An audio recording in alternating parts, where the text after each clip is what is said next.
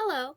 Today we are going to start our superhero, which is Superman, grid drawing. So you will start with your very large 12 by 18 piece of paper, and we're going to use a ruler today and our pencil, and you can always have an eraser.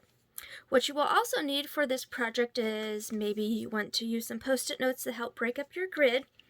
You need colored pencils, a wide variety of them, a Sharpie marker, and you can use this or the skinnier one, and the handout that had the Superman right here, and we will be putting the grid on it. But first we need to put the grid on our large piece of paper, and we're going to make this a very large grid to fit.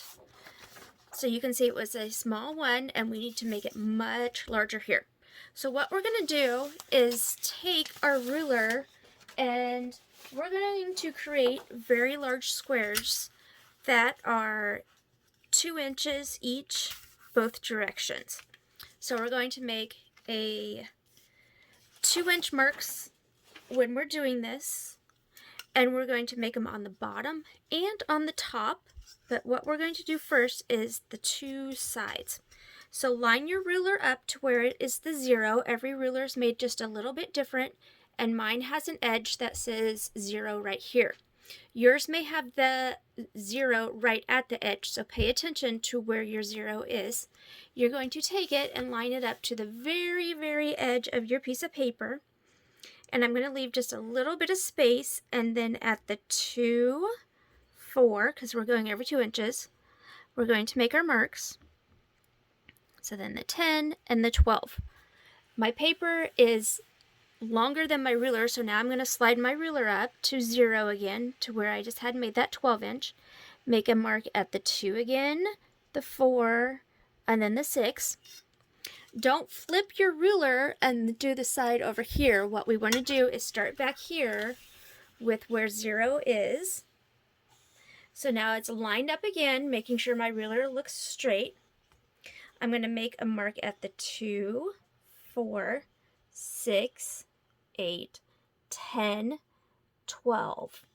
Lift my ruler up, move it to where 0 is again here, line it up, and then another mark at the 2, 4, and then at the 6, which is right at the very edge of my paper. Now what I'm going to do is connect these lines, and a trick is spread your fingers out when you're using the ruler so it's not sliding on you when you draw your line. And you can always place your thumb here, so I like doing the pinky and my pointer finger, and then pressing my thumb down here also so it's not going to slide on me, and draw my line. And don't press super, super hard when we're doing this, because these will all be lines that we will be erasing, because we don't want the grid to show through our drawing and our colored pencils. So it will be getting erased, but the lighter the lines, the easier it will be to erase later. And then just continue making sure that they're straight. I'm putting even pressure through here.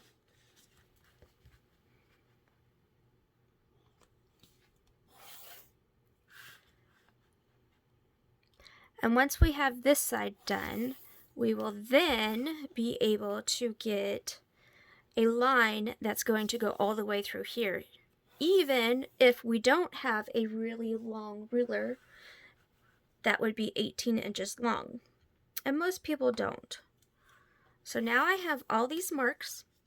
I'm going to turn the page going the long way.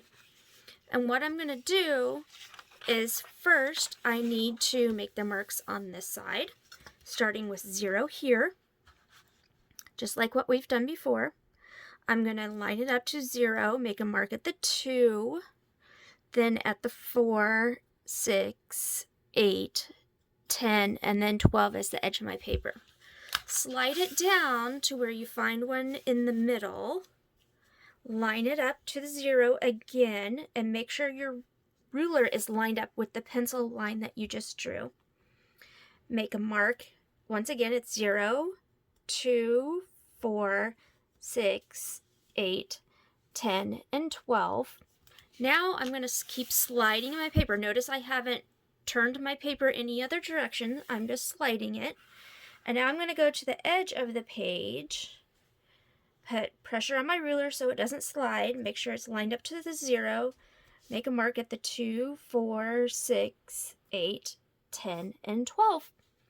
Now what I'm going to do is, because I have this line right here of the 2 inches, I can line it up to the line at the top of the page, find it in the middle, and draw my line. Now notice my hand is spread out and I'm putting pressure, so when I go, my ruler doesn't turn on me. So once again, I'm lining it up here, making a line, but not really hard because this will be getting erased. Now I'm going to pick up my ruler and slide it down further, line it back up to here, and then to the other mark I made at the end of the page. And now I have my long line drawn without using an 18-inch ruler. And then continue on doing the others.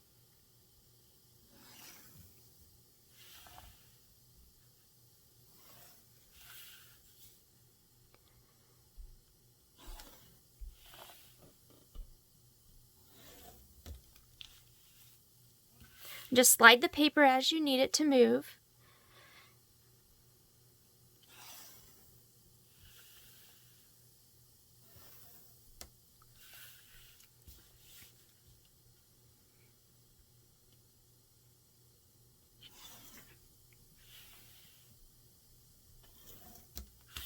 And now I have the grid drawn for my superhero. The next step that you're going to do is we need to draw out our superhero's grid itself.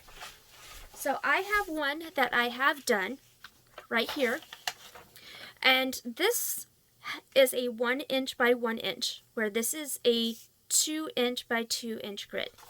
So this is what we have, and now we're going to draw the lines on it. And I'll keep this over here just a little bit so you can see what we're doing as a reference. So I have already put a rectangle around it, and this way we have our inch marks. It just makes it a little bit easier for us. Just line them up top to bottom and make your marks with your pencil. Here I did use colored ink. If you want to do that and you know your lines won't move, that is something that does help people find each square. It's your preference. And I'm going to draw my lines and not break my pencil lead like I just did.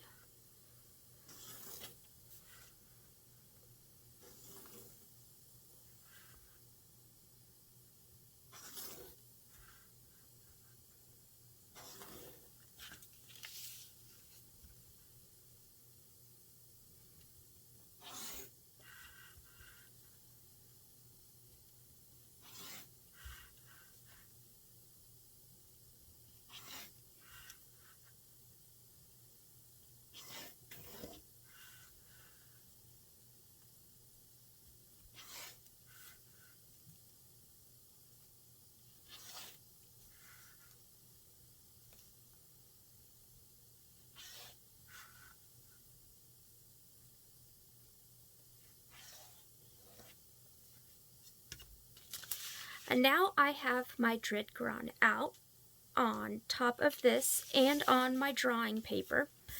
The next thing that you need to do is, you guessed it, you need to draw your superhero out on this. So there are many ways that a person could do it. You could just start freehanding it if you wanted to. You could use Post-it notes to cover up your sections, which I'm still a fan of myself. So if I'm working on these top squares, I would be covering up what's below it.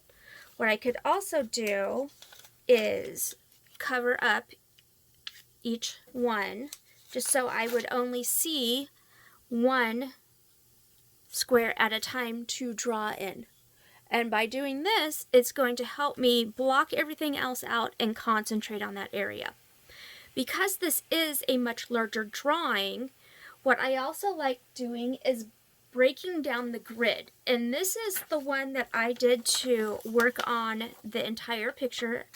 So you can see, and I'll zoom in here, is I've broken down, you can do a vertical line, a horizontal line, or you can do diagonal lines, whichever one would help you break down that area. But you would also do it on the original one. So what I have done is, and I was using different colors so I wasn't getting the lines confused with the grid. So I did blue, red, and then to break things down just a little bit more, I was doing X's, which you can, but when it became a really detailed area, you can see how I was breaking, say, around the hand to find the knuckle placement and the fingers. I was breaking those down in halves and even in fours. And what I also then did was, very lightly, I wanted to make sure I was doing this with pencil. You do see blue lines on this. I just keep this as my sample to show for the grid, but your picture will not have blue grid lines on it. Remember, it's something that will be getting erased. So you can see on my areas here of how I did break things down to make sure they were in the correct spots. And then here would be that hand I was talking about, so you could see how it has gotten broken down into areas to make sure things are touching where they need to be. Like, make sure the knuckle of his thumb is down below here. Notice part of a finger's here and part of it's on the other side. His face, a lot of people want to make it go perfectly straight, but it's actually tilted. So by doing the grid, and I did some diagonal lines when I was breaking it down, it also helps me find place of that. Notice how large his hands are compared to his face. That throws people off a little bit too. One reason why his hands are in front of him, it's called foreshortening. And you see a lot of that in comic books and comic strips because it's showing action of something coming towards you. So his hands are in front of him, so they would be larger, whereas his feet are a lot smaller because there's something a lot further away. Foreshortening also looks like it's exaggerating sections, and that's because this is showing how important his hands are because he has one of the powers of flying.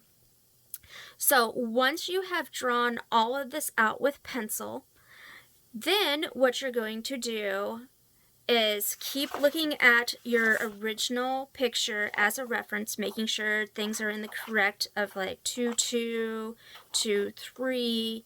Look at how big this muscle is. It's taking up all that square. The hand, it's in 1, 2, 3, 4, and part of 5 squares. So make sure how large things are that they're there. You can also see how I have folded the page just so part of it's out of the way when I'm working on it. You could do that. You could still cover sections up with the post-it notes, work different directions, whichever is the method that you prefer.